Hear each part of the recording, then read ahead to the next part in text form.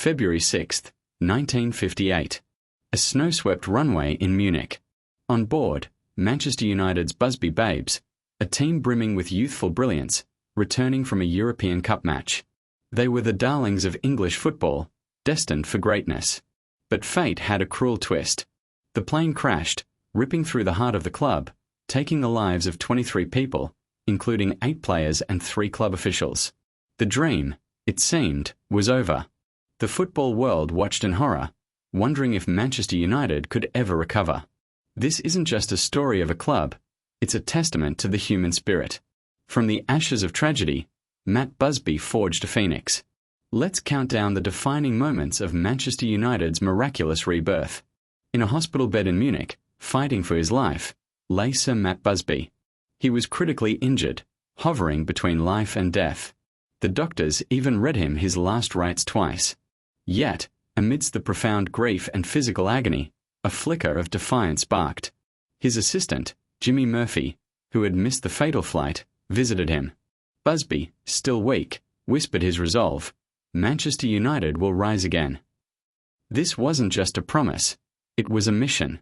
The club, shattered yet determined, made the courageous decision to continue, to rebuild, honouring those lost with future glory.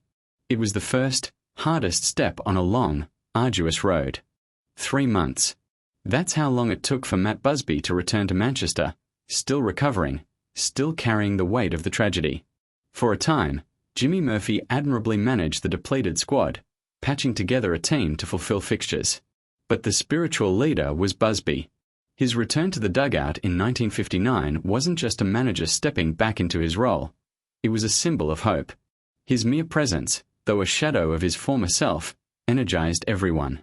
He walked with a limp, but his vision was clearer than ever. He wasn't just managing a football team, he was healing a community and fulfilling a sacred vow. Busby understood that true rebirth meant finding new stars. Over the next few years, he meticulously rebuilt the team. In 1962, he brought in the prolific Scottish striker Denis Law. A year later, another Scot, Pat Crerand, arrived, anchoring the midfield. But it was the emergence of a Belfast boy, George Best, who truly set the football world alight.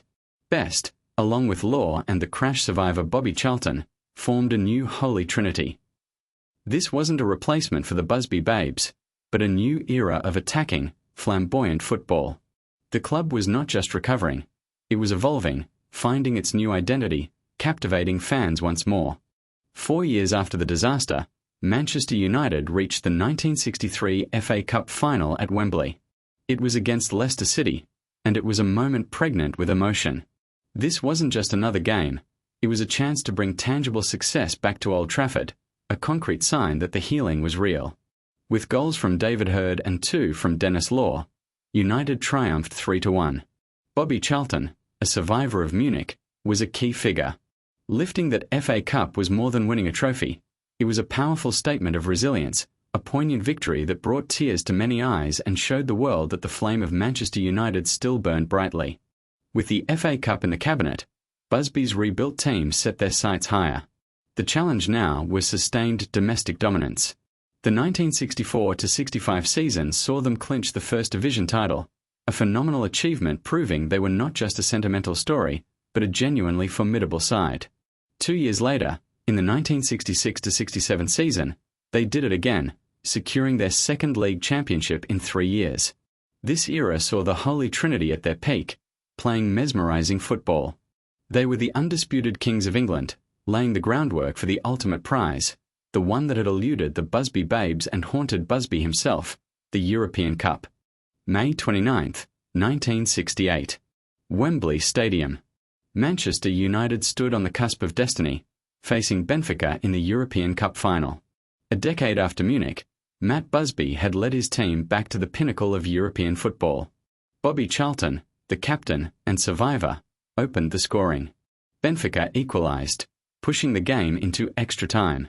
Then, George Best, with his dazzling skill, scored a famous solo goal, followed by goals from Brian Kidd and Charlton again. The final whistle blew. Manchester United were champions of Europe. It was more than a trophy. It was a vow kept, a tribute to the fallen, a profound testament to courage, resilience, and the enduring spirit of Sir Matt Busby. The dream, tragically cut short in 1958, was finally, gloriously fulfilled.